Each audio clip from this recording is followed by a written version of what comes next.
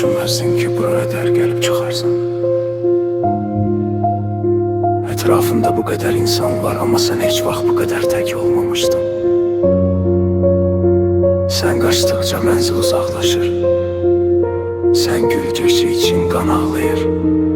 Bak, sonuncu ışıkta sönme üzredir. Geri bak, ne kaldı senden, ne kaldı? Oyan, yalvarıram. Sen özünden köçüp getmişsen, ruhunu zülmete elçi etmişsen. O parıltı değil gözünün yaşı, sene dost olup dur yolun erdaşı. Bu kirli şehrin saxta qoynunda günahlar asılıp senin boynunda. Gençliğin sovrulur bir küle kimi, kalbini itirdin bir hedef kimi. İndi sen kimese bir eğlencesen, gündüzü karanlık kör bir gecesen. Ana bakışında kaçıp gizlendi, bu çirkin yollarda her gün izlendi. Sana can diyenler kanını içer, vaxt gelir yanından sakitçe geçer.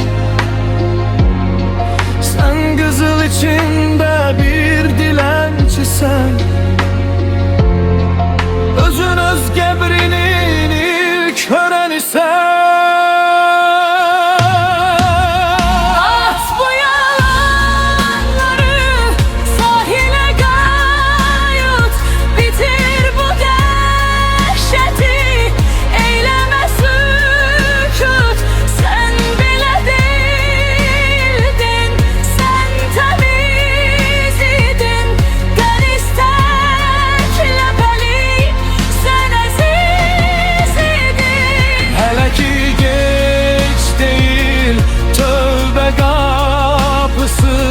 Senin tek çıkışın ruhun davası, yoksa bu bataklık udacak seni. Torpak tek sürgün o sana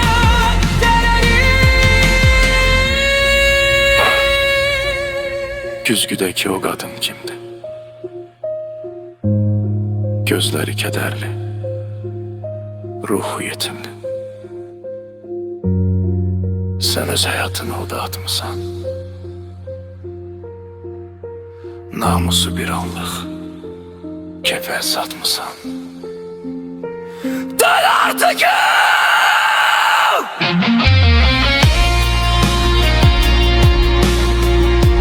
Yolun bitirdi.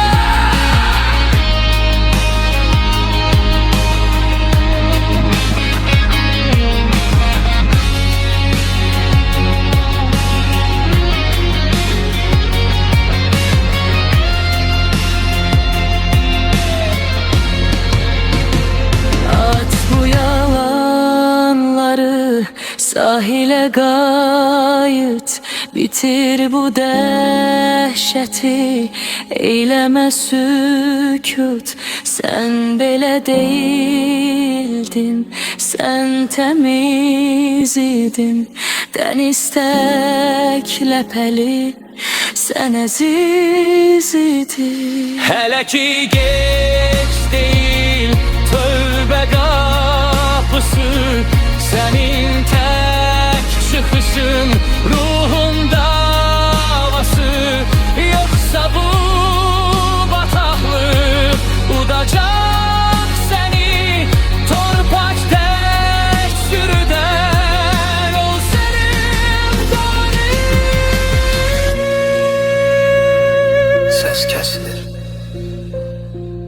yolun sonudur. Hələ də gec deyil. Allah səni gözləyir.